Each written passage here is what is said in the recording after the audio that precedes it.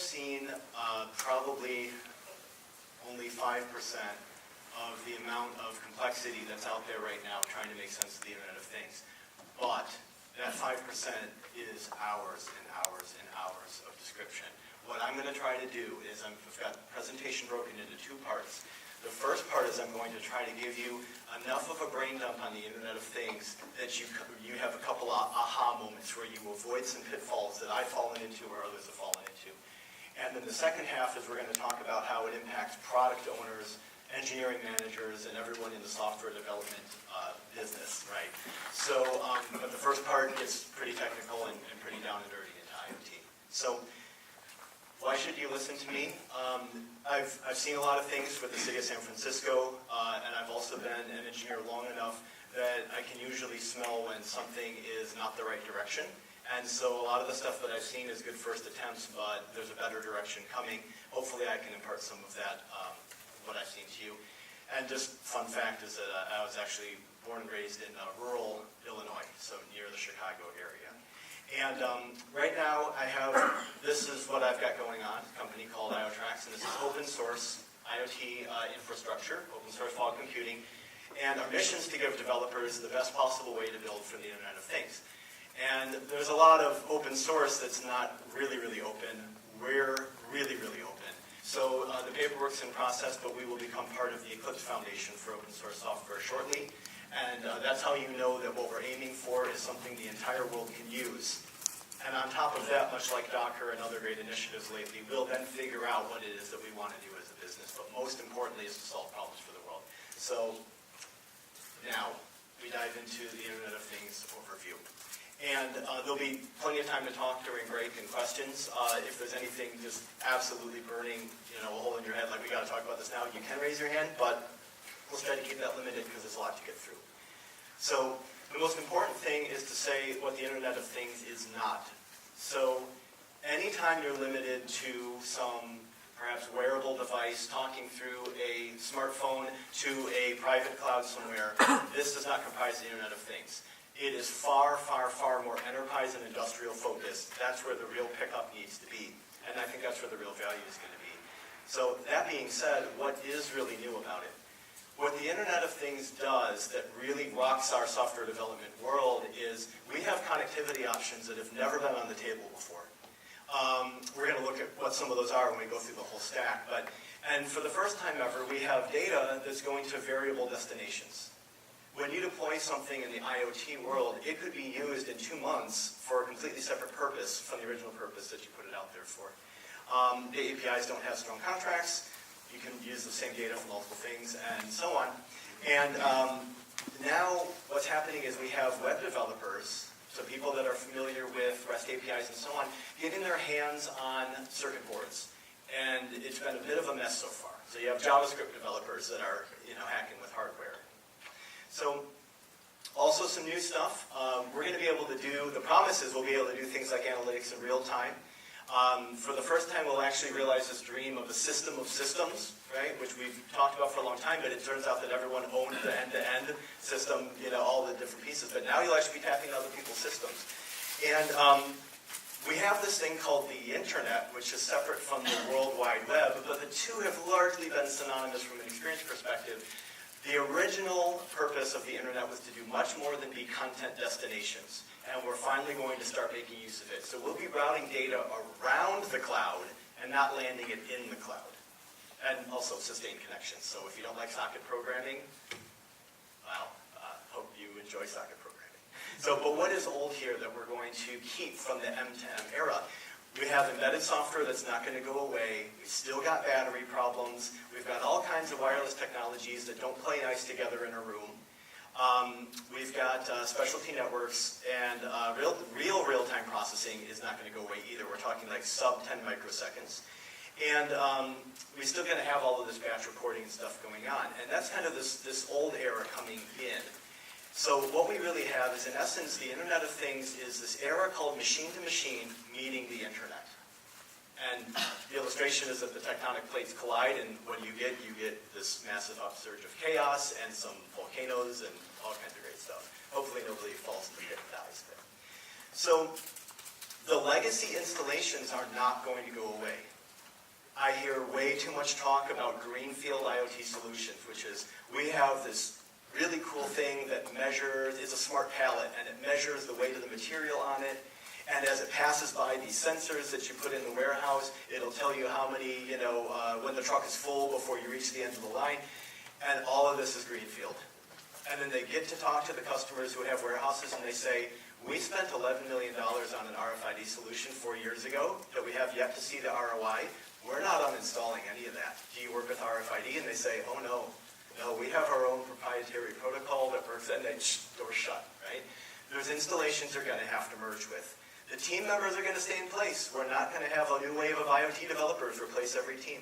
And people still own their solutions, which means that they need to see a business driver that makes them want to adopt new technologies. Low latency requirements, all this stuff is still going to be in place. So what we're going to get rid of is, in the M2M era, you had the time and the space to still do old development methodologies. When you specified the sensors that were going to be used, you had the time to read your spec.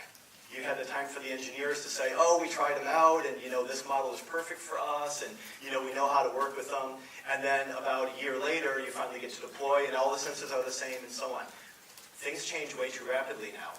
So that approach is going to die, and we're going to have to figure out some other way to keep up with the fact that hardware sensors are shifting rapidly, but we still have the same teams in place that are trying to build for them.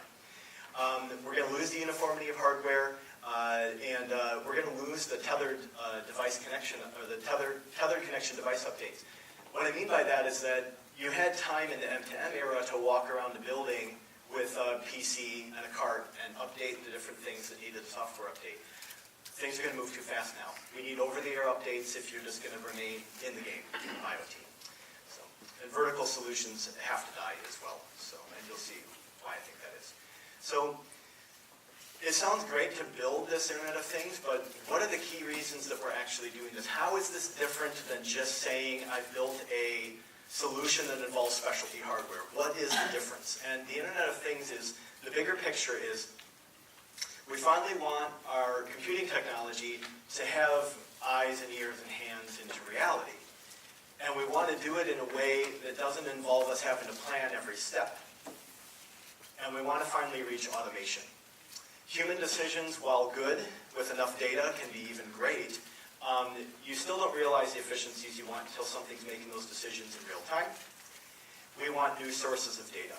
In fact, the promise of big data has not really come, partially because the big data is not big yet. It's not there.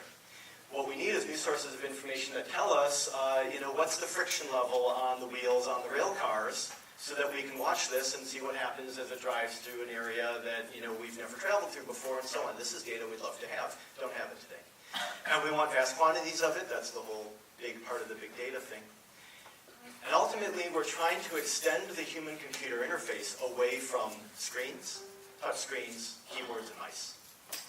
And the smartphone was a good move in that direction. We finally put computers in everyone's pockets, and they said, I don't type on a keyboard anymore, I tap on a phone. But we're still, in essence, having the same human-computer interface experience. But now what we're talking about is walking down the hallway while wearing our employee ID badge, and having our desktop pre-provisioned in a building we've never walked into before, so it has all of our stuff we need right when we walk and sit down at our hotel desk. Interesting stuff. So there's a whole stack here. And there's a couple different versions of the IoT stack that you'll see. What I try to do is I try to just generalize, and I try to stay away from picking any fights with folks. And the one thing that you're going to see that's an oddity is you're going to see that there's two layers of connectivity that really matter. And I have a reason for it, and I'll explain it. So devices is obvious. That's all of the things that are endpoints. They're sources of data. They operate on their own. They have probably a single purpose. And above that, we have connectivity 1. This layer is where the devices that have battery constraints, they're mounted on maybe some piece of machinery, they should be very low cost, right? I think we all agree devices should be rather low cost items. They have connectivity constraints that force this connectivity layer to be different than your standard TCP/IP network. If a device has the capability of talking, speaking HTTP over a TCP/IP connection, it probably doesn't have good battery life, or it's probably not that cheap. I And by cheap, I mean like sub $10. But above that layer, and then, so on this layer, by the way, you can have, well, I'll actually walk through some of the networks choices that you have there. So above that layer, you get the opportunity to do some pre-processing and manage some connectivity, and this is the gateway layer. In the M2M world, gateways are incredibly popular, and they translate protocols and so on. And above that, this is where I get into a couple of arguments, is whether gateways should be separate from edge processing, and I say yes. That's because edge processing does not mean taking one protocol and putting it in another protocol and then sending it up the wire. Because if we don't do processing somewhere where the data is, we don't ever get a chance to curtail the tidal wave of data that's going to crush our internet infrastructure. Above that, we get connectivity too. Don't even need to talk about it. Everybody knows how to put a LAN together. Everybody knows how to put a WAN together, and that's what you get here. So then you get into the stuff that this is where most of the IoT platforms is probably the phrase that's being used. This is where most of them start. It looks something like this. I have a cloud system, and I have an ingestion pipe that's meant to take in all the IoT data that you can throw me. Forget that you're not throwing me any right now, but this thing's ready to take it all in. And then I will bring it into some back end for analytics processing. And then you get into central processing, and this is where you might mine the data for some statistical significance and so on. And then we don't need to talk about this because this is where the current software developer skill sets shine. So the M2M era really lacked interface, good interface design. It lacked really good data management stuff for the presentation layer. And once we get the IoT data up here, we're not going to have a problem.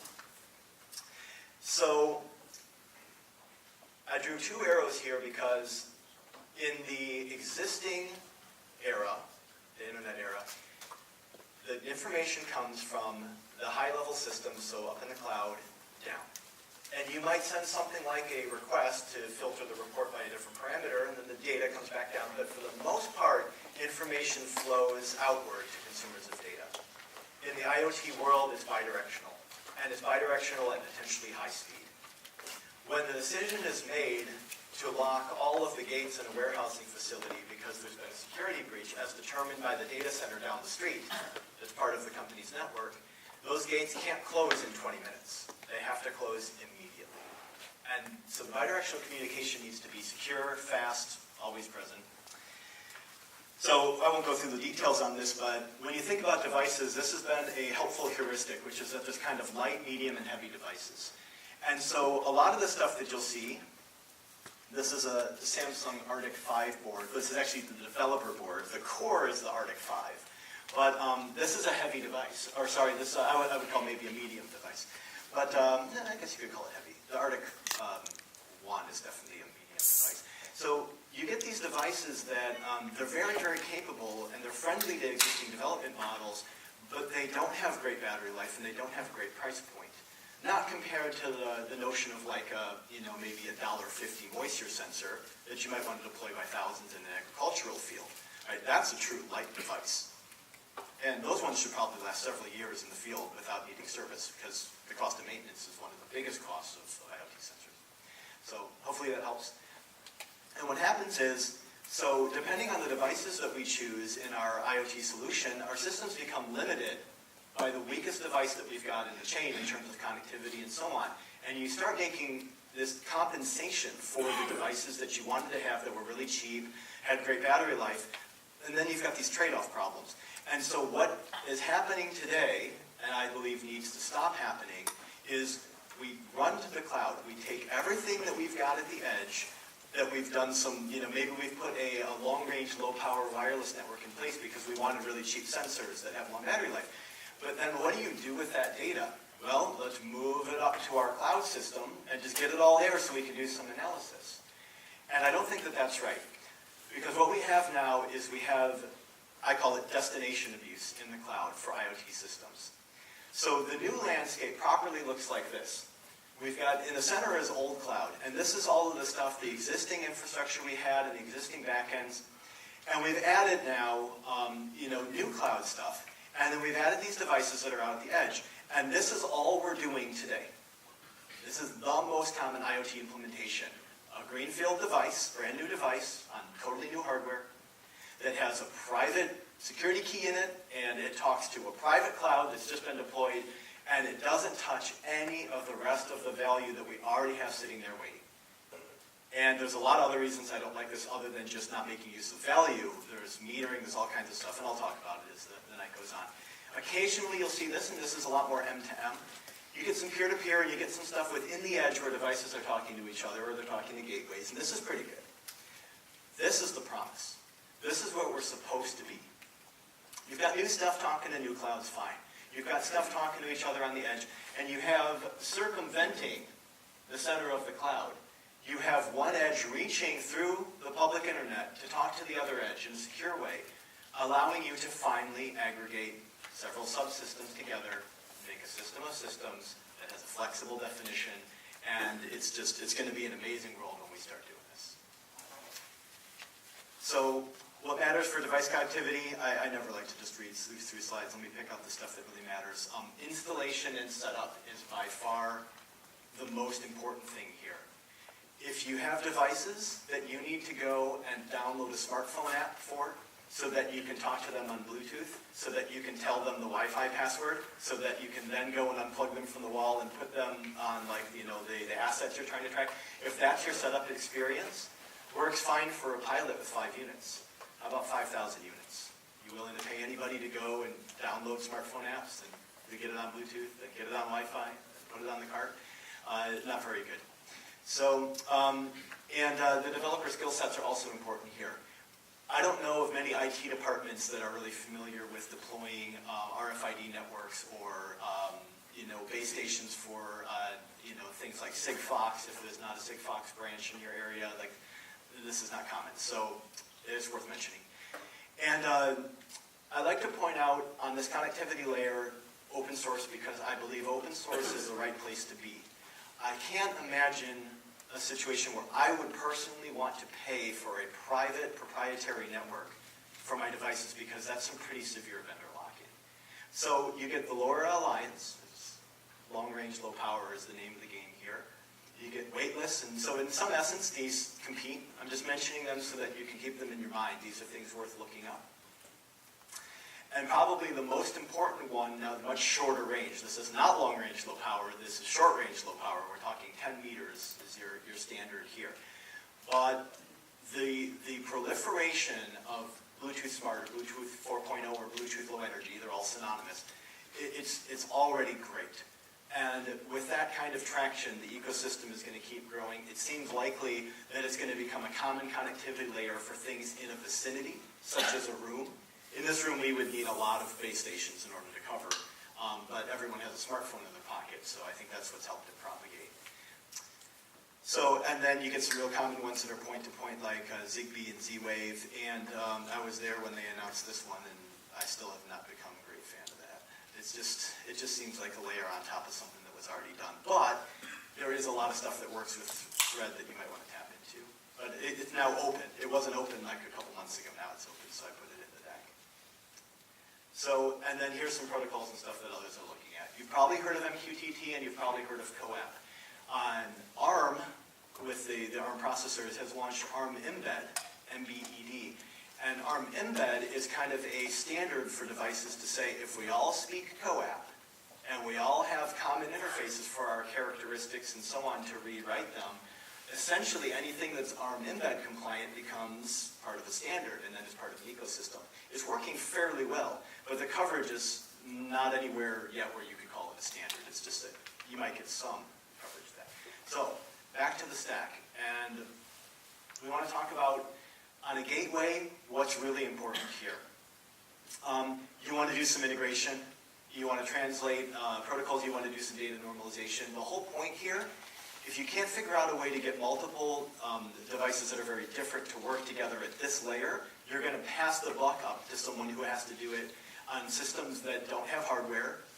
So you're doing with software what should have been done with hardware. Don't do that to people, right? So try a way to normalize stuff there. And then we get into a topic that I do want to talk about for a couple of minutes here. So why is edge processing so important? You're never going to get a reliable round trip from a device to the internet and back with the level of speed that you get on the edge. Yeah, you can get it in sub 1 second, but what about factories? What about where you need to reduce the heat coming off of the furnace immediately? So we're talking sub 100 milliseconds. And in steel manufacture, it's down into the microseconds that they want to be responsive so that they don't lose output, they don't lose product. So that kind of low latency, you can only get it on the edge. And that's why hardwire connections are still the de facto in M2M. And you get this chance to prevent the tidal wave of data. If we had the full predicted amount of IoT data transferring over the public internet today, our internet services would come to a crawl. We don't have the capacity for it. And getting ready for it, it doesn't make sense to me to make getting ready for it a focus on building more and more internet infrastructure, all public. It makes a lot more sense to say, curb the tide where you can, which is do as much edge processing as you can, and prevent it from ever even becoming a problem. I don't know any company that likes to pay for cloud storage of massive amounts of really kind of useless data. Best place to do that kind of storage is on the edge, and then you can still tap into it. You get to do pre-normalization. You get to do some real-time stuff. And in some cases, there's just plain no other way to connect to devices. If you need software that speaks to devices on Bluetooth Low Energy, does anybody know of any cloud infrastructure that can do that? Because the devices are in a room. They can talk 10 meters. And without edge processing, how on earth are you ever going to work with them? So to get past the smartphone era, right, the smartphone in everyone's pocket being the edge processing, we need to really think, what do we need from edge processing? So you also get totally distributed computing, which is great. No fees on the edge. You meter yourself. Very different than when you're paying a company for every chip that you embed, right, in all of your smart products, and then you're also paying them for every time you make you access the REST API to get your data back, the data that you paid for the hardware to generate. So, and you'll fully own the deployments, and you can choose the hardware that's appropriate for the use case. This is when you get the deck as a PDF. I have a little article I wrote, which is just pretty much what are the different ways that you actually can connect to devices on the edge. There's not that many. You listen, you poll devices, and then get the data back. Anyway, that's a good read. Okay, so back to the stack. And not too much to say here, except what matters for ingestion is you have to be able to take in lots and lots and lots of data at once, and you need some framework for going up the stack. There's a lot of solutions for this already. In central processing, speed, and you want to have all instances have the same data, and you need it to be scalable. And this hasn't been mentioned yet, but how many people in the room are familiar with Docker? Good. Anybody using it strongly in any products or solutions right now? Nice. Okay, great. So the promise of it is just incredible. Somehow they cracked the nut on something that we've been talking about for quite a while, is how do we abstract away the runtime and allow software to choose its own environment? And with virtual machines, it was just too heavy. So Docker plays a more important role in the Internet of Things than even Docker talks about. And in my discussions, meetings with them, they acknowledge, yes, it's very important, but we've got some stuff to focus on right now. The thing is that from my perspective, containerization powers the ability to move code around to where it needs to be run. And without containerization, that becomes very difficult, because then you have to choose a hardware platform and stick with it in order to do that kind of edge processing. So, some stuff that's noteworthy. Sigfox is a French company that has already covered a lot of main Europe, and now they're in the United States. And what it is the long-range, low-power network. It is proprietary, but it is not cellular. You can get about 100 bytes of data across, but your battery life could be 10 years depending on the battery that you choose. That's pretty good. And it'll take you about maybe 5 seconds to get up to the back end, 15 to get back down in some cases. I've seen 12, but yeah. So there's that latency problem, right? But Cisco bought Jasper, so that's one and the same now. Amazon's AWS IoT is looking promising, and IBM had this thing called the Internet of Things Foundation. Now it's all lots of stuff, but still good, still worth looking at. And that's a proprietary stuff. Also SAP and HANA Electricum's worth looking at. Foghorn and Resin. Well, Foghorn's really proprietary, doing a lot with GE, and Resin is close to the edge processing that I'm talking about. Proprietary, so different than what it is that my firm is doing, but worth looking at. So my main concerns for where we're going with the Internet of Things, the stuff that I really, really want to make sure that we all think about, is what are we really doing about real-time? Real-time programming is very different than the type of programming that you do while you sit and you wait for a web request to come in. And a lot of developers, they think that real-time is a matter of getting that response back within like 2 seconds.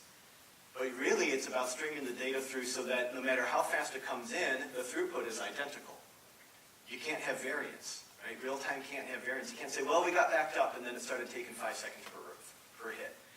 Real-time means it's 100 milliseconds every single time the data comes through. So, also security. And this is like, to have just this one word on the slide is kind of pathetic, but here's the deal with security. It's changing very rapidly, and there's different security at different layers of the stack. So any discussion about what IoT security should look like should really be talking about at what layer.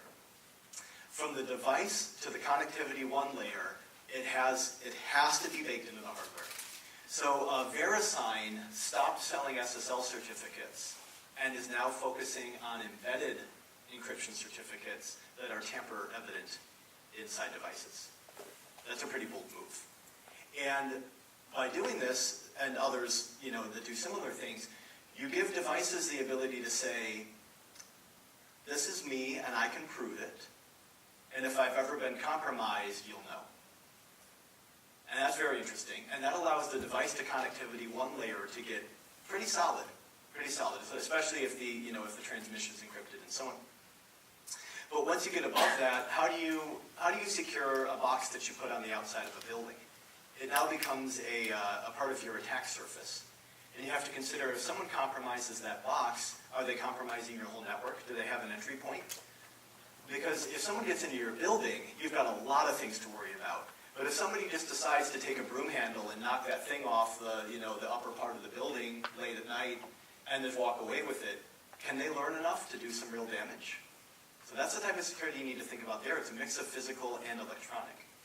So anyhow, as it goes up the stack, you get different layers, and you start entering into points where then regular security takes over the security we know for our solutions today.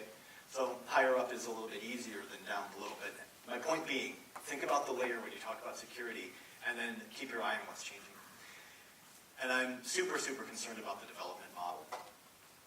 If you have to learn how to build software for a particular piece of hardware to talk to a particular set of devices, and then it changes in 4 months, is that something you're going to stay up late reading to get a leg up on the project, or are you going to start to feel doomed? The development model needs to move away from device manufacturer specifications, and then gateway manufacturer specifications, and then find that the cloud backend is scalable, right? Where it's every project we have, complete new learning curve. We have to get away from that somehow. I already talked about the internet traffic and a way to curb it.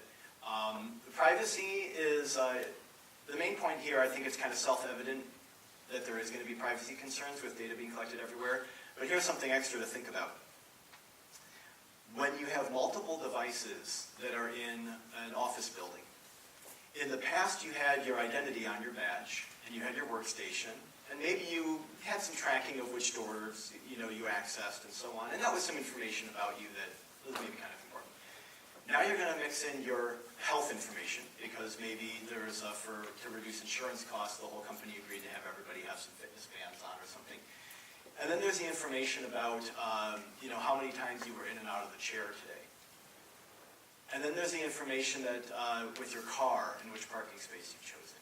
And each of these individually can have an impact on your privacy, but when you put them together, when you aggregate, privacy starts to break down. And my primary concern is that in the aggregation of little bits of harmless data, we start to really get some privacy issues.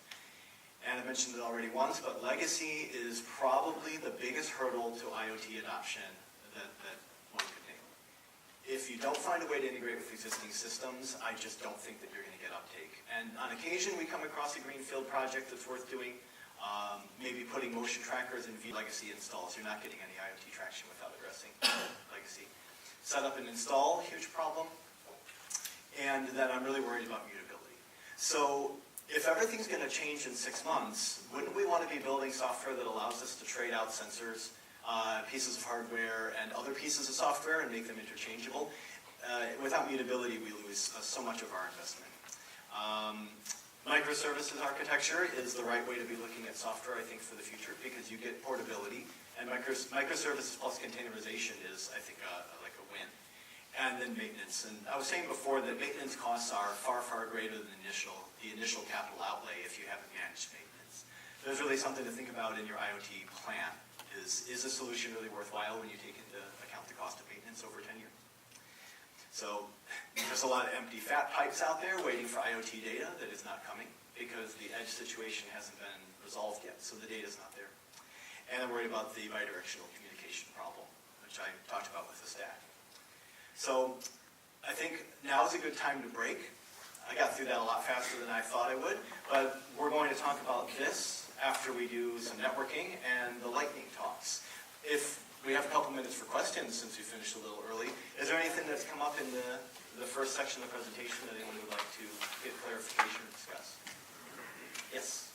You mentioned about the existence of fat pipes which are not getting the data. I'd be curious to hear about that. Like, I understand that Edge is not kind of equipped enough to feed that data in, so where do we stand, or which way the industry is going and all that? Yep.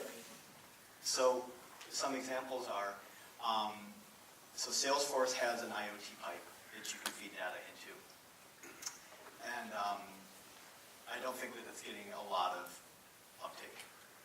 And obviously, it's not my business, right? So I'm not going to speak about anything factual, but I can tell you that Amazon also has, so Amazon Kinesis, right? And one of the challenges that they're still facing, and I actually hope to help them with this as we look at some of the edge processing and the developer stories around that, is how to get the data in so that the rest of the awesome stack that they have waiting can be leveraged.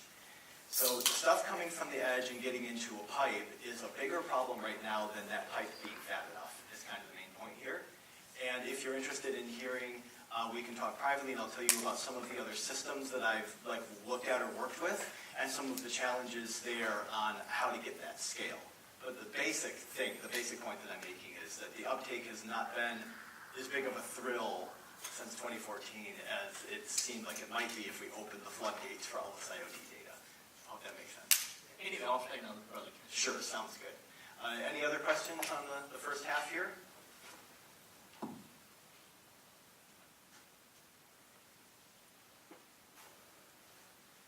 That was either really clear or really boring. It was clear. Oh, good. Okay, good. The perfect feedback. All right. Let's take a break for 10 minutes. We'll be back at 6:55, and then go into. We'll get to what we get to. So, as promised, now we're going to look at the direct impact that the Internet of Things is going to have on the processes and the software development lives that we all would love to hold on to, and that we've all been trying to figure out all these years anyhow. And hopefully there's some good laughs in this, and hopefully there's some good insights in this, and I think it might spark even more discussion. So the first thing to note is that estimates are going to be way off. I just want to call it out. That's right? not new. Yeah, that's it. Never new, right? It's just going to be, they're going to be way off than usual, but yes, I thought that might get a laugh. So when you put hardware into the mix, our environments start to get really weird. Right now, the dev environment looks something like the production environment with lower capabilities. Maybe it's even been containerized. Maybe everyone has a private dev environment. Maybe you still have a couple of servers that make up the dev environment. How do you do this with hardware? People can tinker with the hardware at their desk and connect it via USB cable. But when we're talking about really expensive $10,000 water quality sensors, I think it might be time to run simulators. That's the first thing that I think of. And is a simulator really trustworthy? Maybe it is for part, maybe for dev, but not for test. But when you get into testing then, how do you test with enough scale? Because the real trick of the Internet of Things is to not make it work just in a pilot, but to make it work in deploy. And so then your test environment, maybe the simulation now is focused on simulating scale. And then production is not a problem for scale. Production is a problem for you getting access to the devices once they're out there and knowing whether they're working or not, or whether, like, you need to get debug information. This is like, that problem alone justifies a startup. It's just getting remote debugging information from stuff that's been deployed for IoT purposes. And then what does deployment look like? We talked about that. If somebody's got to walk around and flash each thing, it's not going to work. So scaling or simulating scale is very difficult. It's not because we don't have the compute power to generate. It's because at scale, weird things happen. If you have 10 RFID tags and then one RFID reader, you can put all 10 tags through. This is the Walmart shopping cart phenomenon. If everything had an RFID tag and you just drop it in the cart, just walk by the reader, you just walk out the door, right? And it'll just charge your card. And once you have hundreds, some of them don't get picked up. And one missed item was enough to kill that concept, right? Just put it in the cart and walk out the door. So scale is difficult to simulate because the breakdowns don't happen in a way that you think they would. They happen in surprising ways, which is exactly what you test. So data modeling, it now becomes a really, really, really important part of software development. Whereas in the past, data modeling was done maybe before storage, or maybe you pushed it on the developers when you get it from the database, then you need to mutate it into whatever you need for your application. But now data modeling is the only thing that's really going to save you from having to rewrite code again and again and again. And so the problem is, REST APIs, easy. And IoT devices have APIs, and those APIs are not REST APIs. And that's the problem. And that's why you get Frowny Cat. He's pretty upset because it would be really, really great if we could trust it, but every IoT device speaks in a different way. So the sensors and the devices are going to continue to change after deploy. And this is that mutability problem that I talked about. Is today you use one that costs $15 per sensor, and you roll out 1,000 of them, and everything's going great, and you're getting lots of data. And then along comes the not $12 one. You won't change for the $12 one. You change for the $4 one, because that's a significant amount of savings. But that $4 one gives the data half as often, and it has a different format. And then you say, I'm so glad we did data modeling. So we stop here, and all this data stays the same. We got to figure out how to remodel down here, and we're done, because we realized the format we wanted to put in going up. So, but you got to get ready for sensors to change, as they will. So particular QA challenges that come up now. So most companies deal with information, and information is pretty easy to verify. If I get access to the production database read-only so that we can do a post-deploy verification, we can see everything's showing up like it should. And the new configs are written in there and it all works. And that's information very easy. But when it comes to actuation, how do you verify that? How do you verify that the toaster made toast? If you don't have a toast presence sensor, then how do you ever verify it once it's been pushed to production, right? And so then there are things that are just not measurable even by humans. Like, how would you be able to tell that the water flow increased by 5%? And which is the problem? Is it that the valve didn't open or that the sensor's off? Right? So you have a pre-calibration before you do production deploy to make sure that it starts to become, QA is going to change so much. It's, there's going to be new jobs there. It's cool. IoT is just QA IoT. What's that? Yeah, they're exactly right, exactly. They'll be like the layers upon layers, right? Well, you buy your 10 sensors and then there's a reference sensor. There you go, right? And it's like meta QA, right? Or meta IoT. There we go. There's the name of the company for you, meta IoT. Cool. So now what's gonna keep us from getting there, or what's keeping us from getting there today? Some hang-ups. These are the particulars of the legacy integration that I mentioned that's hanging us up. So in an office environment, there are like really cool chairs that can tell you if your posture is good and can remind you to take a break by giving you some, force feedback. And okay, this is all really cool. But which employee is sitting in them? This company that makes the chairs is never going to win the deal to become the new identity management system for the company. That's what LDAP and Active Directory are for, and that's not going to change. So the integration has to happen to get the identity from a local source. If it doesn't, then you're simply not going to tie the data to the employees, and you'll get to a pilot, and then you won't get to a deploy. existing M2M systems. I talked about those legacy installs out there. And there's a lot of logic, like years and years and years worth of logic that's been written on like PLCs, right, programmable logic controllers and all this stuff. That code should be ported, but that code is very different than Python or Java, right? Maybe if it's Java, you're lucky because then embedded Java is close enough, right? But it's probably C. And then you have to how do we get this, over into the new system. Putting production systems at risk is not a CIO's favorite thing in the world. So when it comes time to actually roll it out, you say, well, what could be the damage? Well, the airplanes might not get fueled 100% to where they're supposed to be. Just that's what's at risk, and it's a done deal. Never go forward. So for the first time in a long time, we get to do load planning for where software gets deployed. I can't remember the last time that I was even concerned about the software having enough compute to be able to do the task that I designed it to do. But now we have to think about that again. We have to say, in the room where the patient's vital signs are being collected, is the hardware that's going to be running the software capable of keeping up with 20 more sensors? Can we add another patient to that room? Or do we need another edge compute box?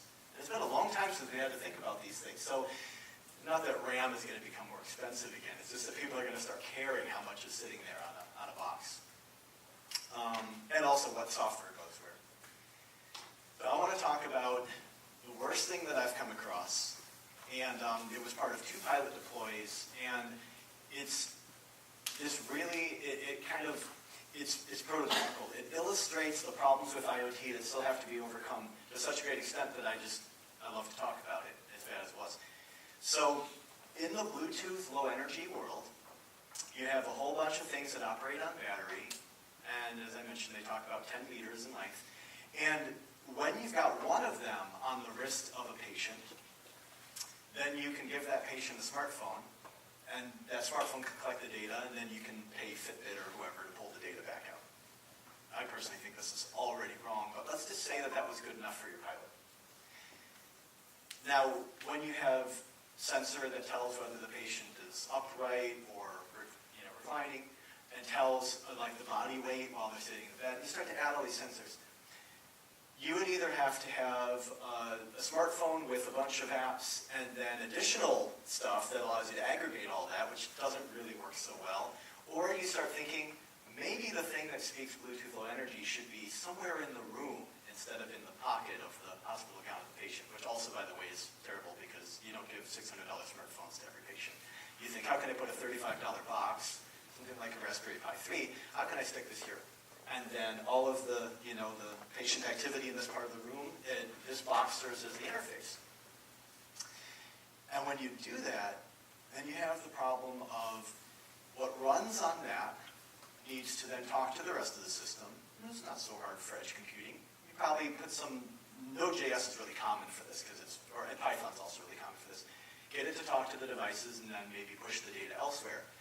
And once you deploy it, you've got the problem of updating it and so on. But the number one problem, to get more coverage than just a little 10-meter radius, you start to put multiple devices in a room.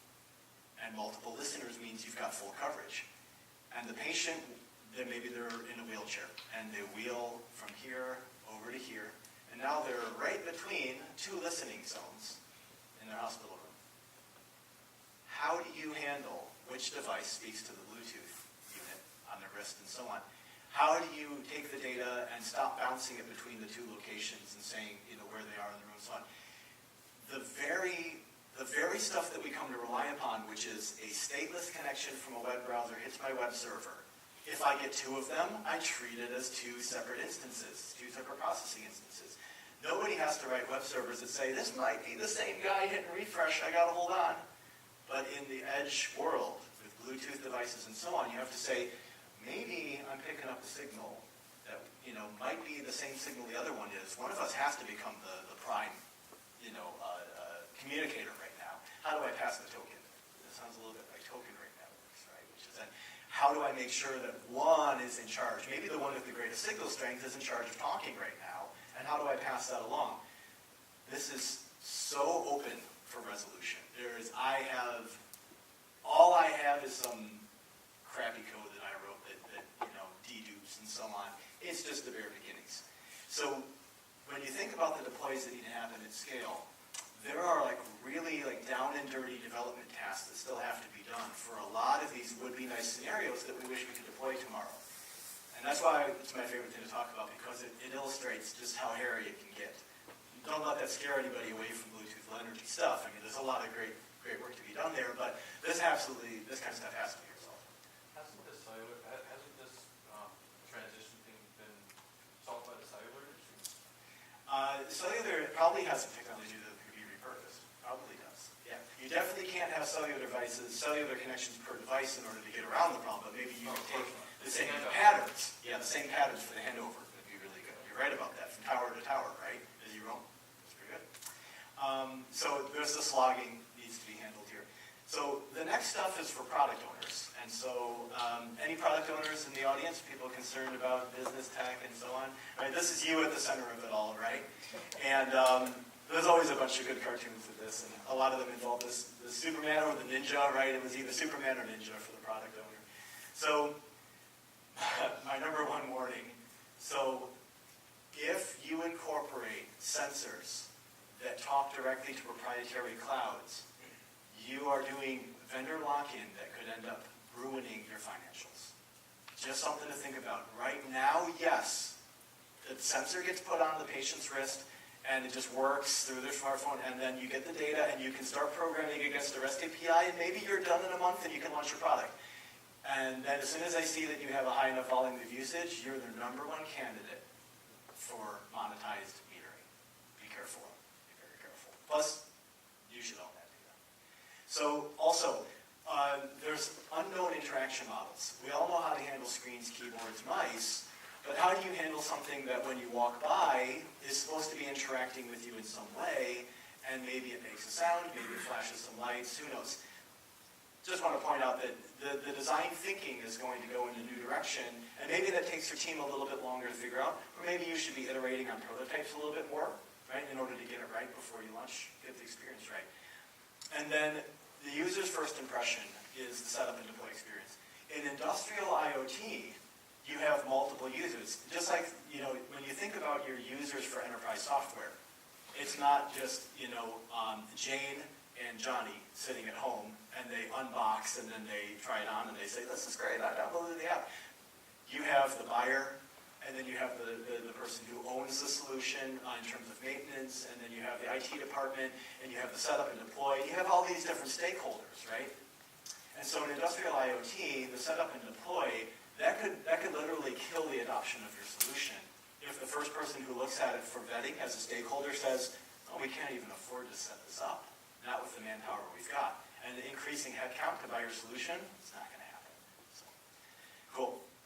And then now, software companies might have real capital outlay for every customer. And so, while you're not accustomed to doing anything more than maybe provisioning some more cloud server resources when you land a new contract for a client for your software solution with hardware means you might actually have to buy and ship, maintain, and replace stuff. And there's real capital outlay there that's above and beyond IT costs. So it makes me wonder if there aren't a lot of software as a service companies that are going to be suffering in this new paradigm because they say, well, we're subscription-based, but everything we've done to set up our subscription pricing took into account the fact that our incremental costs are very low per customer, and now they start to get high. So in the end, we're all going to be impacted by IoT, that's for sure. The mobile era, the first wave of it, that was fun because it was really kind of like the web moving to the smaller screens, right? But there was the app phenomenon stuff. And the first thoughts for the existing software developers were, well, I don't think an app makes sense for us. And a lot of companies never made an app, didn't need to make an app. But within a few more years, responsive design was the mandate, and mobile-friendly websites. And then they started losing their search engine results because they weren't mobile-friendly. And it started to tank real fast for everyone who said, well, mobile is not really that important to our strategy. it just turns out that, a very large portion of internet traffic was mobile-based, and that's how people are supposed to be finding you. And so similar with IoT is, even if you don't have anything to do with IoT data or sensors or writing software that uses Internet of Things technology, you're likely to be impacted some way or another. But that being said, there still is no such thing as an IoT developer. There really isn't. It's way too early, and that's kind of like, we don't even say, well, we kind of say mobile developer, we kind of say web developer. So I guess maybe at one point we'll be saying like, okay, IoT developer, here's the common skill sets, but we're definitely not there yet. And some interesting data is I was doing a workshop in Chicago, and almost 50% of the people in the audience, who are all enterprise developers, and many of them Java developers and so on, they were just not comfortable with the Linux command line. And some people are, some people aren't. But there's an awful lot of stuff that happens at the edge that requires, comfort with Linux and so on. And so I'm learning as I go. And it just goes to show that there's not really some standard profile that one can address, or a standard profile that you can hire for if you're getting it ready for IoT. So if we're going to talk about like the next steps that I would take if I wasn't focused on what I'm focusing on right now, I think I would still be looking to open source. And avoiding vendor lock-in is one of the primary concerns, but also getting things to the robust level that we need. Well, Apache Web Server did not get there within the confines of a single entity, right? It got launched, and then the Apache Foundation ensured that we could all make improvements and find problems with it and hammer on it, and it would get better and better. And if it wasn't for things like Red Hat Linux and Apache Web Server, we would have had dramatically higher costs to the scale of the internet, right? So I think we're looking at that again, where open source is going to be our way of ensuring that we have a common framework on which to work, and it's going to take all of us getting it right so that it becomes robust enough. From everything that I've seen that sounds really interesting, and all of the pilots that have been really good for white papers or the dog and pony show, right? Some showcasing. The only things that are actually getting done at any scale, they have real business drivers behind them that they impact ROI today, or there's some savings there on costs that can be realized within a couple of years because of the deploy. I would stay focused on that. But also, I would definitely say continue to train early on the tech. There's things are changing rapidly, so no one said you had to be an expert in, like, let's say the waitlist N protocol, even though you think it's going to be in your region very strong. Just know enough to know where it's heading, and maybe get on some mailing lists and stuff. And the more prototypes and pilots that you can do, the faster you and your team are going to learn. It's really like more than a 10x return on learning that comes from actually trying to juggle all the pieces and do a pilot. So, or just be a part of anything IoT going in. And now, the end-to-end vendor lock-in, system lock-in. The only point I'm really trying to make here, I'm not like speaking badly about any existing offerings that are out there. It's just what you want to think about is if you go from endpoint device through several layers all the way to a back end that's supposed to do all of the presentation and maybe even the analytics for you. If that covers 100% of your needs today, then it might be the right choice. But if it just looks like a way to get a development model into your head where you're like, yes, I see how IoT could be happening now because this thing has all of the pieces of the chain, think twice about that one. Because you can only move as fast as they can move. And if they end up being one of the slower choices, then you end up being one of the slower companies to adopt IoT and take advantage of all the opportunities. So, but the must-know items, the ones that I would say like definitely worth getting some familiarity with, if you're not already, Docker and containerization. And it just really seems like Bluetooth Smart is going to be the personal area network and the in-room connectivity layer. Its speed is just too good, and its battery life is a perfect balance of speed and distance, and the chips are dirt cheap, and that is often the driver, right? So you can get that stuff everywhere. Watch the long-range, low-power wireless stuff. watch the Sigfox, watch the LoRa Alliance and the waitlist, and see where this stuff goes.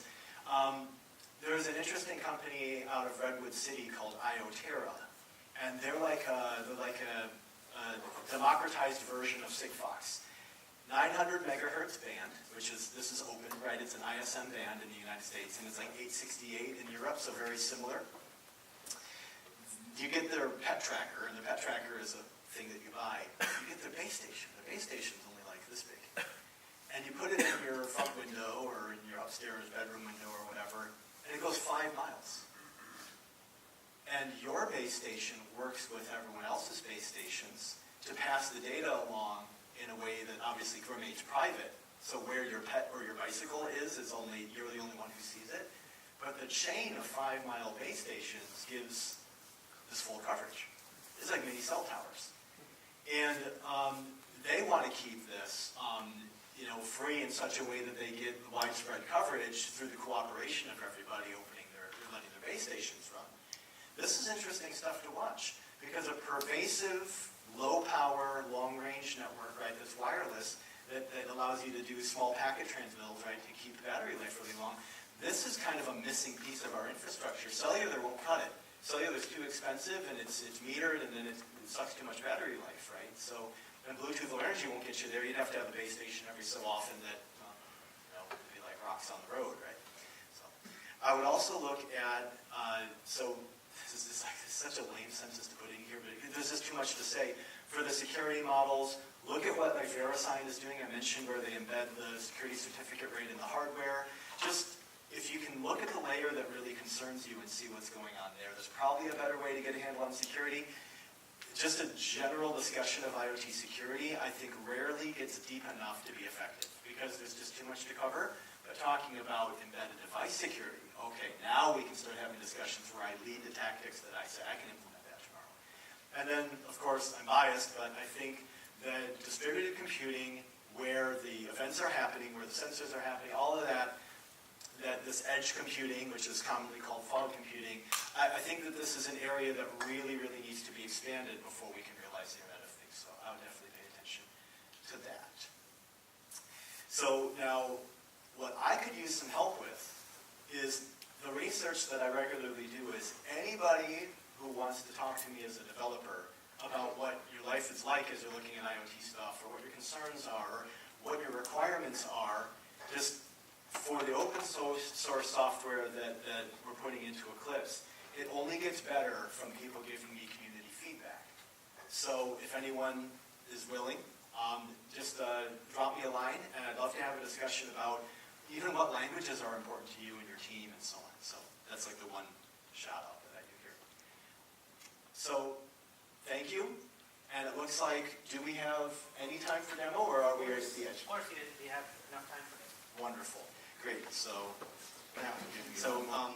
great. So we're going to go take a look at what it's like to do some edge processing, but manage it from the web interface. Oh boy, that's real tight. Great. Okay, we're going to fit it in. What you got here is you got this canvas. So to do edge processing, what you really want to do is you want to determine first where the edge processing is going to occur, and then you want to abstract it away so that you can rely upon it. This is a Linux install on a server that I have in Dallas-Fort Worth, Texas. And the reason I have it as my demonstration as opposed to a piece of hardware like this is I guarantee that this thing has connectivity for my demos. So what I have on here is I've installed this fog computing layer called IoFabric, and that's just a matter of doing your usual apt-get install IoFabric. But if I do that, it's going to upgrade. So instead, what I'll do is I'll just show you some of the commands and stuff. So typical for all command line stuff is you can get help, and then I can say IoFabric, give me your status. And as you can see here, we can tell not only how we're doing with this daemon, but how much memory we're using, and how much disk space we're using, and even CPU usage, and how many elements we're running. Now, those elements are real microservices that have been built and containerized so that I can push them to any piece of hardware I want. In other words, these two things would run exactly the same. And I can then say, I choose the right hardware for the right situation, and I choose to push whatever code to it I want. Well, let's take a look at what is actually running. So we'll use the Docker PS command to see the Docker running processes. So I have these things running from a prior demo, and I'm going to go ahead and I'm going to go get rid of them. And I'm going to do that just by breaking my connection with this piece of hardware is now disconnected from the schema that I had deployed to it. So in other words, what we call a track, which is like a set of microservices, just turn it off. I don't want this one associated with that anymore. And now I'm going to go back to my really, really crunched screen, which is, you know what, let me try this. All right. Is that better? All right, great. So here, I have a whole bunch of different fabrics. And this is an x86 box. You've got x86 and ARM. The primary reason for having different versions of the fabric is so that you can have restricted containers that only run on one or the other. And as you start to expand out into different types of hardware, you think, here's 64-bit, here's 32-bit. Here's an 8-bit microprocessor.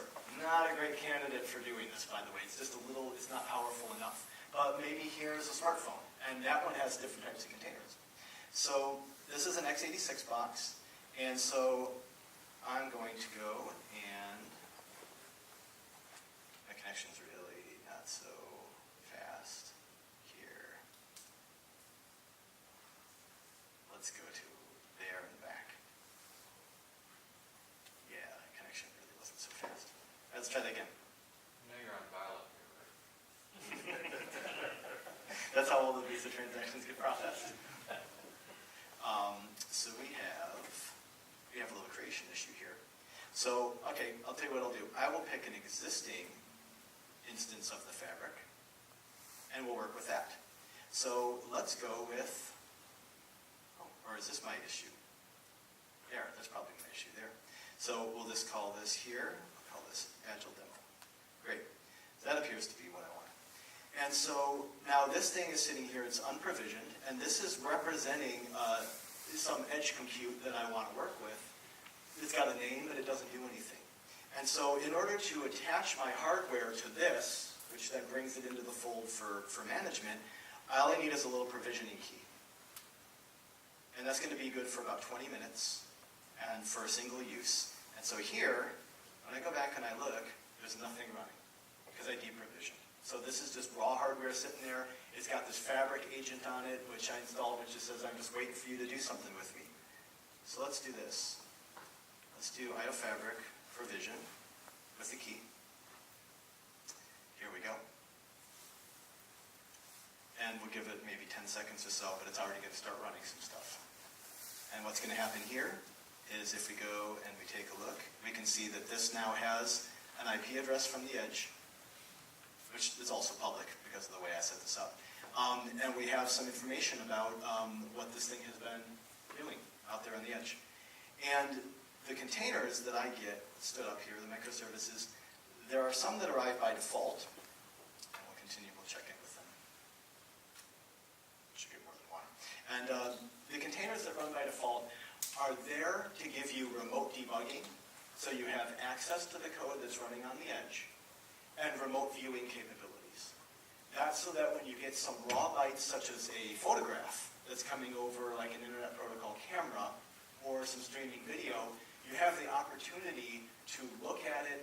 You can peer into the edge as you're doing development or as you're doing testing, as you're doing production monitoring, without needing to move the information to the cloud to make it accessible. So you guys know what Dropcam is, right? Or now it's called Nestcam. If every person owned and operated a Dropcam, nobody would be able to watch Netflix. Because what those things do is they take real-time streaming video, they put it up to the cloud, and then they take every mobile device, even the one sitting on the couch next to the camera, goes up to the cloud and pulls it back down in streaming fashion.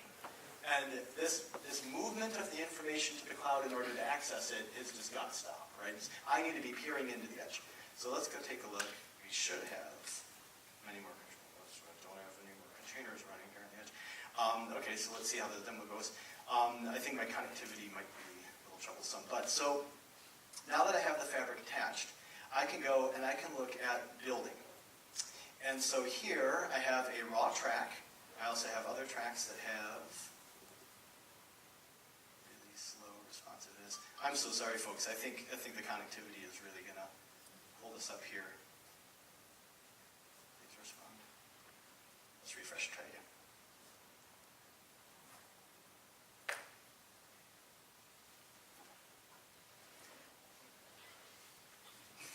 And so what you want to do is, recovering from the awkwardness, what you want to do is you want to think in terms of, can I make my code single purpose and encapsulated? Thanks, yeah, well, let's kill that. Snap, yeah, thank you, Chrome. Do you have enough memory in this machine? What's that? Do you have enough memory in that? I do have enough memory in the machine. It's not enough hard disk space, but enough memory for sure. So, my goodness. I want you to swipe the credit card. That's good. You guys are helping me with these jokes. Thank you very much. So, let me go back to what I was saying, and then I can always give, there's videos you can watch on the stuff too that we've got out there. But you want to think, how can I make my code single purpose, and how can I make my code reusable? And so the ultimate goal of microservices development, which is a hot topic for a reason, is that you say, the goal of this microservice, written in the language of my choosing, right? Let's go ahead, we'll do it all again. Let's go ahead. You write the language, you write the code in the language of your choice so that you can take advantage of either skill sets that you and the team have, or some inherent advantages that certain languages have. It's really easy to do, not really, it's easier to do computer vision with Python than it is with some other languages, for example. So maybe you choose Python for certain tasks. Let's see if we're able to access the drop-down and make some movement here. Oh boy. So I think probably the smart, yeah, I know, right? What can we do? I think the smart thing to do is probably just to take a look at, what we can maybe, I'll just describe it. So, in essence, what you get, if this were a great connection, is you get to lay out the different pieces of code that have been written by third parties, your team, anybody that has a hand in what you're doing. And as you lay the stuff out, then you can take advantage of the edge development model in the way that best fits you. There's a REST API at the edge, and it's on the local loopback network. And so your container that you built does not need, in order to talk to other containers, does not need to understand the rest of the solution. And this is how you might be able to encapsulate code. You don't have to talk to this API. You could just put your code out there as a container and have your code be standalone, and it's all good. And if you check this box, grant host access, it gets access to the USB lines, to any of the local hard drive storage, whatever, so that's your magic there for saying, I just want to push code to this Fabric thing, let it run, and that's it, one container. You can do it. But let's say that you want to make your code reusable. So you can talk to this REST API on the edge, and it's got two modes. The first mode is, it's already pretty fast, but it's the polling mode. You can say, like, give me some new data coming from other containers that I'm supposed to get. You can wire them up together, which I'd love to show you. You just draw the line between them and they connect. You do that, maybe you do it because your container's a little lazy. You say, like, every 5 minutes I'm going to get a bunch of messages, and I'm going to process some data, and then I'm going to give some feedback, or I'm going to maybe report something over a threshold up to the backend system. But then there's another mode, which is high speed.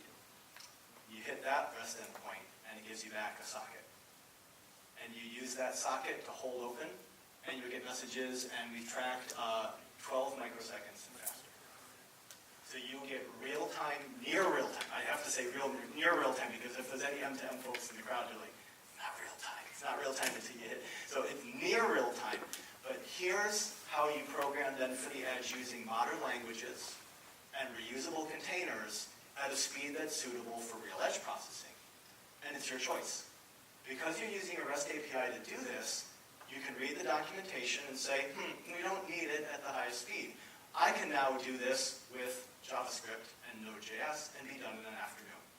Whereas then when you say, now the stuff for the shop floor, we're going to have to write that in C++. And it's going to have to take that stuff in really fast. At least I know how I'm going to write it and deploy it now. Now I've got to get to work. Because that's the dev cycle is just so much longer for that type of development. But you've got a dev model that makes sense. And the last magic I want to talk about here, I really would love to show you putting all of these wired together, but what you get then is every edge deploy, every piece of hardware that you put out there, this one is in the lab building at MIT, and this one is in Portland, Oregon. And the two of them, using this fabric, can see each other through a private TLS pipe that only gets instantiated when you decide to connect some of the fabrics together. I showed you I'm just going to take a gamble that this comes up. It's not. It's probably going to tell me again, like kill or wait or whatever. Oh well. When you choose to put the information coming from one container here in Portland to one of the containers running on the fabric node that you have in Massachusetts, it will instantiate a private TLS pipe between the two of them, which is brokered by a trusted third-party thing, which is part of the whole infrastructure called ComSat. And before you get all worked up about it, ComSat is also distributed, meaning you put the ComSat on your network too. Because if it's not a fully distributed IoT infrastructure for edge processing, somebody somewhere is the trusted third party who's going to either meter or is going to go and run into cost problems and start charging, or they're simply not available. So you put this ComSat thing anywhere that you feel is trusted on your WAN or whatever, it brokers the TLS pipe, and all of this stuff happens like magic for you. You can also use that TLS pipe, instead of moving information across the world in a secure way, you can also use it to dive into what's happening inside the container. And that's a button right below here that says Manage Ports. And you use that when you look at a container or a microservice and you click it. You can open and close ports on the edge, inside the container, and your third choice is give me a public one. And what that means is it goes up to that ComSat with a TLS pipe that has an open end. And that means that you create, let me pause for effect here. You create a publicly accessible port to something behind natted and firewalled networks on the edge with a single port into the container of your choosing, that lasts as long as you need it to. No one should ever be moving data to the cloud just to get access to it. When you want to call your mother, you do not ask your mother to go down to the telephone station where the telephones are. You just call her, point to point. And right now in IoT, we're moving data to the cloud so that we can get at it, which is the equivalent of shipping your mom down to the telephone station so that you can give her a call. This is allowing us finally to keep data where it needs to be and go look at it and maybe go in and pull it out for some purposes, right? And what you're supposed to do with this chain is, there's a reason that it's focused on the edge computing. You use it to talk to devices where it's very difficult to manage connectivity and software that's running. You then move it from point to point to point until you're done with the I.O. part. And the last container that you probably have in the chain is written with the credentials and the know-how to talk to your existing backend, handoff, and we're done. And you have a handoff in the other direction, which is that there's a container that maybe exposes a REST API, such as this one here, that is used to take in requests for doing something like rebooting the sensors that are on the particular edge. Or maybe it has an open socket and it's for high-speed bidirectional communication. So the challenges of this part of the stack, this layer down with edge processing and connectivity to down, this is meant to help you solve that, and it's not meant to prescribe a solution. It's meant to be a framework on which you can envision the solution that's right, and then build it with the languages that you're choosing and so on. So I can give private demos for anyone, although I'm going to have to probably tether to my cell phone. Thank you all for bearing with me on that. Open for questions. There's not a lot of literature out there. will probably be done becoming part of Eclipse within 30 or 45 days. You'll know when we go live on that because anyone who's a member of Eclipse or uses Eclipse products is going to then get notification. Please don't beat us up too bad in community review. And from that point on, you'll probably get a lot more developer tutorials and stuff. But there's already some out there if you want to go and take a look. Happy to answer any questions, and it's free to use and extend. By all means, you should be thinking, how can I take advantage of this? Because it's guaranteed free. Thank you all for having me.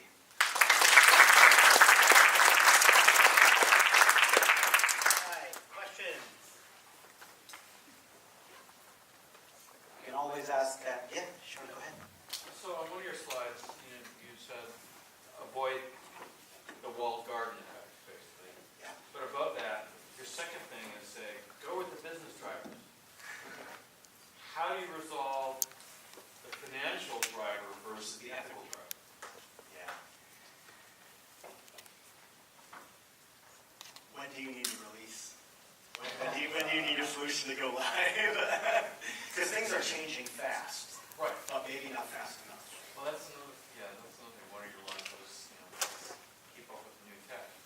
But it's going to have a half-life. Yeah. Some of it will. Some of it will last. Some of it will last. And some of the models will last. But so on your first question, as I think about it, as I think of places where I've seen stuff actually get deployed, right, and go into action,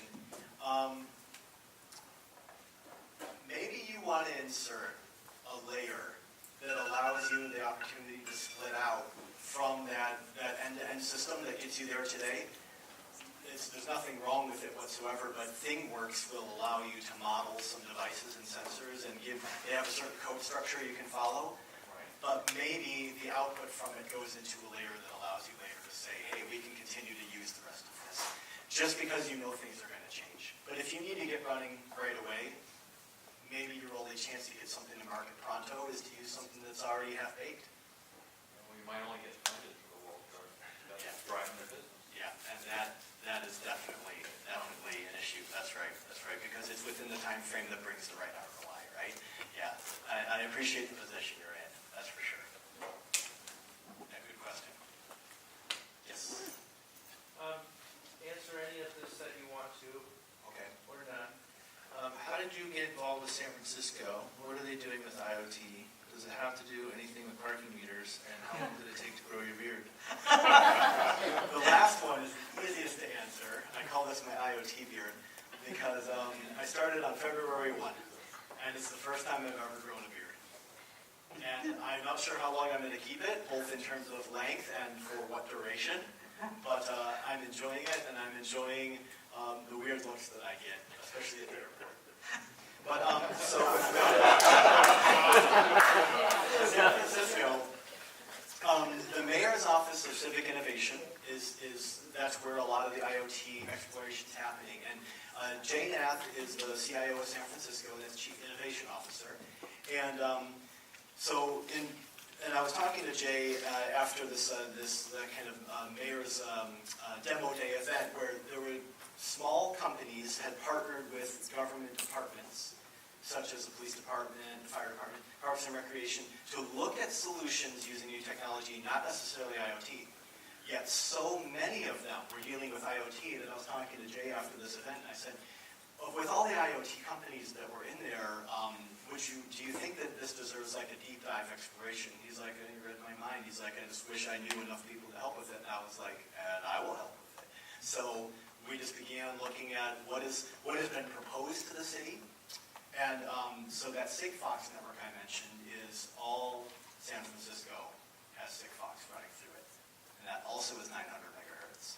So you can build something on the Sigfox network and it will run in San Francisco.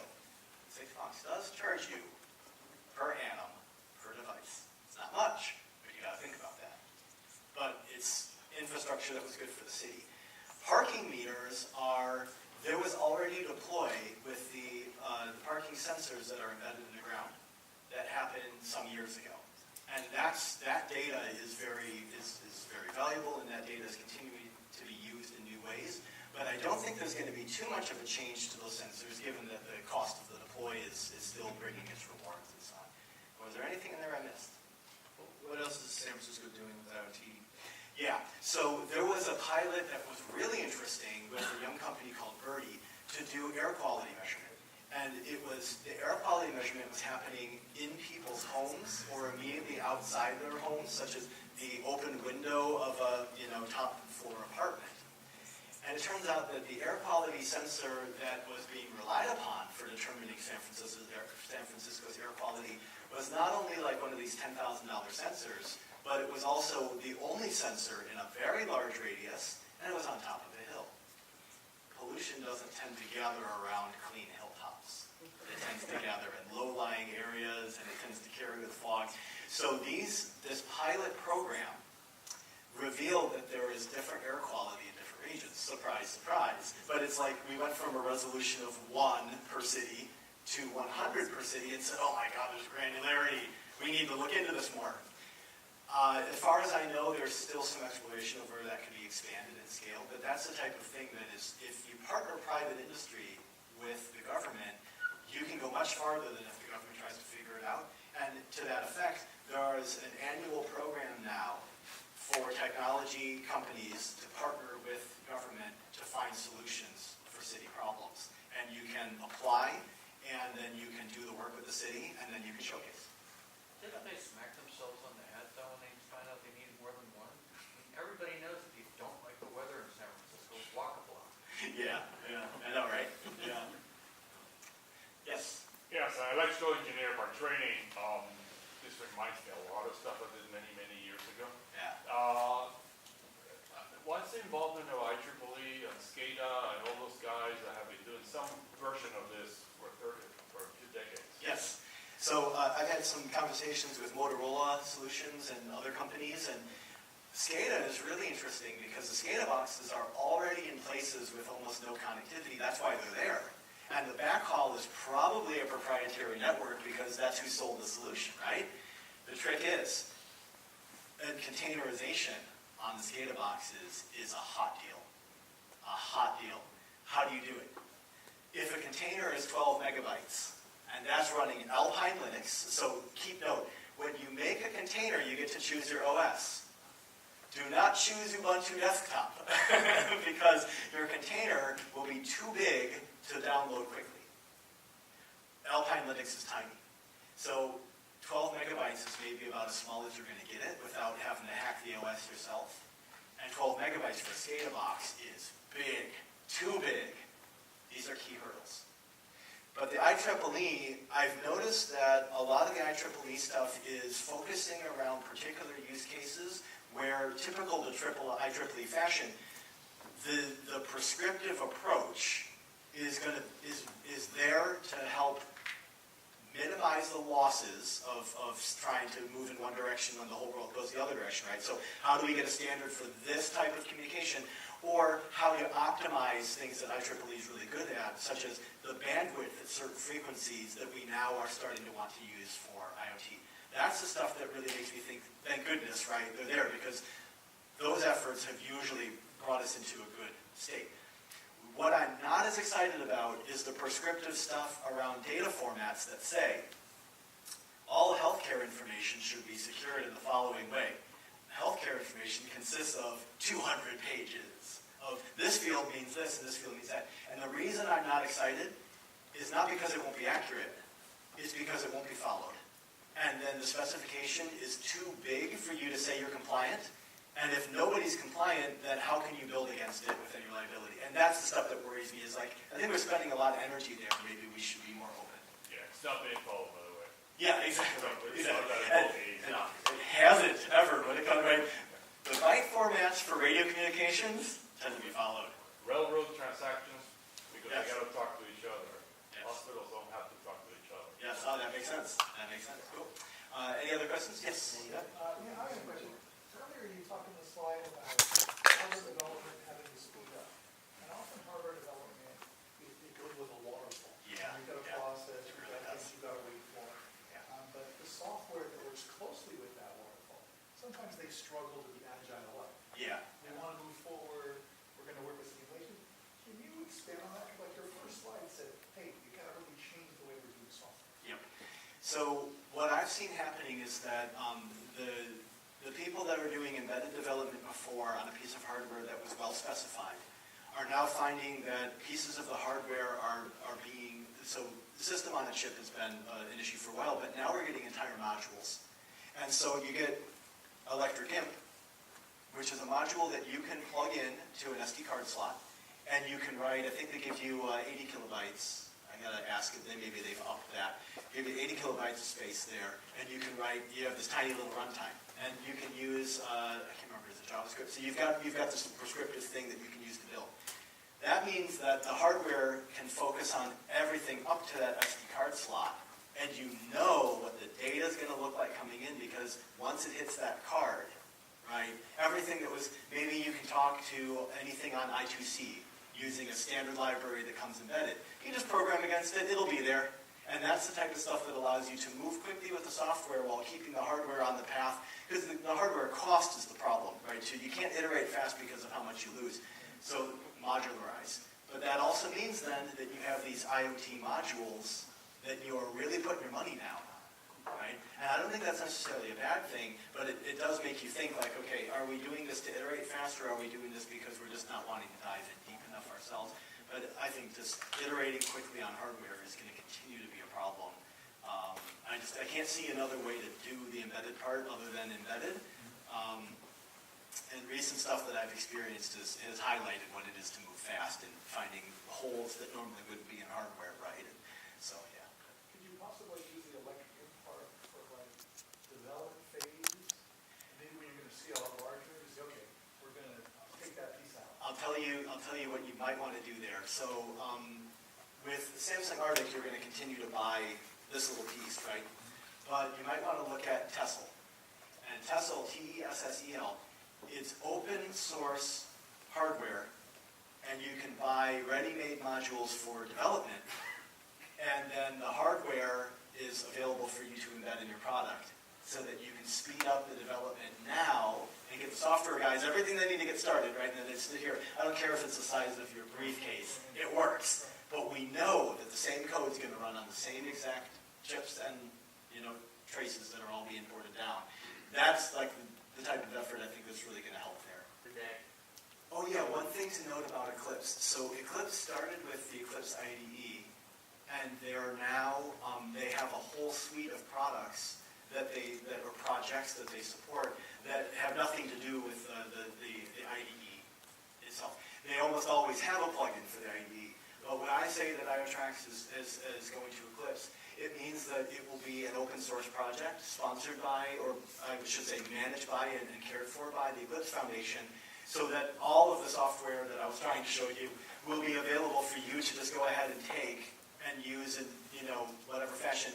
And it's all on the Eclipse license, which means that you can go ahead and embed it for enterprise development, put it in a commercial product of it, and yes, there will be a plugin for the IDE at some point, but it just means that it's this bigger. It's like the Apache Foundation. Yeah. Yeah. But a lot of people don't know that they transitioned from just the IDE. I have a very basic question. What's your perspective or strategy on canceling the noise from big pipe data? Yeah. So there's easy methods you can filter, and you can filter based on threshold, and you can filter based on real-time statistical analysis. Starts to get a little bit better. An example is 200 sensors chirp once per second. And then I have some edge environment which do this. If they all go right to the cloud, well, I wouldn't want to be the developer dealing with that, because they're going to arrive at different times than you thought. All that stuff. But here's something that's not often discussed. Each sensor somehow connects to this edge box, and let's just say that it's on, we can say Bluetooth Low Energy more likely. Let's just say it's on 900 megahertz, and it's even a proprietary protocol, right? It just sends some bytes, and then something picks it up that's on the frequency. They have some identifier, but that identifier is probably custom to the deploy. Your edge processing, the first thing I would do after checking whether the data is worth continuing with, right? Maybe there's basic threshold which says anytime I get a 0 rating, just throw it out, because I know that there's no 0 ratings in production, right? But so after you do some basic pre-filtering, you should probably attach an ID. And you should probably attach an ID that's meaningful in the rest of the system. So as the data propagates, you've had context. And a lot of these things don't include timestamp. So then I would add like a timestamp that is synchronized with the rest of your system so that it actually carries up and you don't have this problem of the data's arriving, but I'm not really sure there's jitter. Which came before what? Did it go up and then down, or did it go up and then up? I can't tell because of the order of the data. But if you timestamped it at the edge, with no latency, or very, very low latency, you add good context. Now that you have some of that, maybe you want to run a small buffer where you do statistical analysis, if you want to do some more advanced filtering, and you say, when it's more than one standard deviation away from no news, I call it news, and I pass it on. A little smarter than pure threshold, because pure threshold says it jittered up, it jittered below. And then you're getting, like every other heartbeat, you're getting something, and you're like, this is really not news to me. Right? It's not really passing the threshold again and again. It's just that it kind of has some jitter. So maybe you put something in place then to say, like, just clean the noise using this standard deviations away. And then we define the threshold. And I see that happen a lot. The first container being written is filter the noise, get meaning, add context. Then you actually have something that's already cleaned up enough that you're saving back-end developers a ton of work. And when you pass it on, they're like, this is really meaningful data. Yeah. Oh, hopefully that helps. Okay, cool. All right. Cool. All right. One more. Okay. Basically, if we look at IoT, it requires different skill sets. Like there is UI front-end presentation, big data, data analytics, and connectivity, writing services. So when you said that IoT developers will appear, so do you see that it will be a one guy or one person doing these roles, or it will be different roles, different people doing different roles? Oh, I think it's definitely going to be different people doing different roles. I just think that we don't know what to name it yet. So that, this thing that's like, it's probably going to be a range of IoT developers similar to how we say, like, oh, you're a back-end developer. And it's like, well, you're like a data wrangler. And then, front-end UI, right? And then, my favorite too is front-end UI UX, which is like, I don't know how to program UX. I just know how to program stuff that works or doesn't work from the user's perspective. Anyway, I think these things will emerge. And we'll probably find also that we start to split design.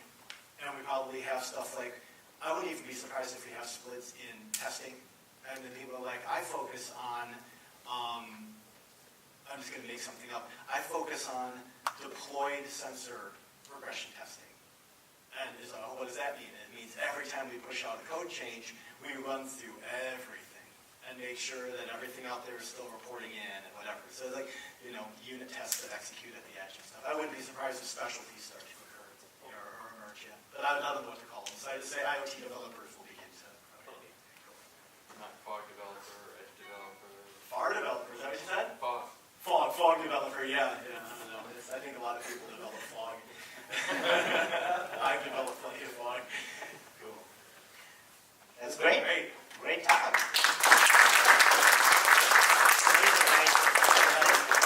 Thank you so much. I think we learned a lot about all the unknown unknowns and known unknowns and a blend of all of that. And it's an amazing emerging trend in the entire industry, in the world. So I think we got a great glimpse at it.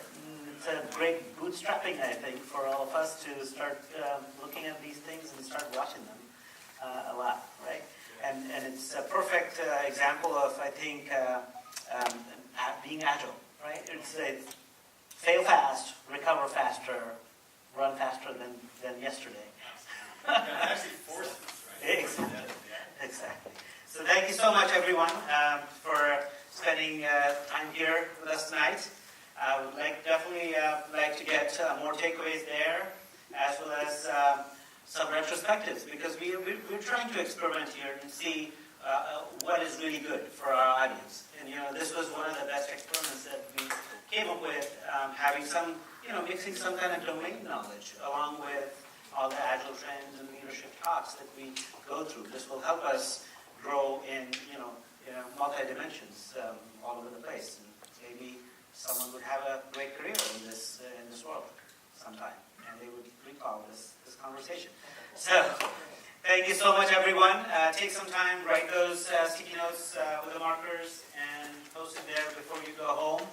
And make sure you meet and keep in touch with people here. And see you all next month. We have great topic lined up for next month already. And you know that the sign-ups actually closed one day before, and lots of people contacted me even after that. It becomes hard to manage your entry when you haven't signed up. So take some time, sign up yourself and your friends. Have a great night, everyone.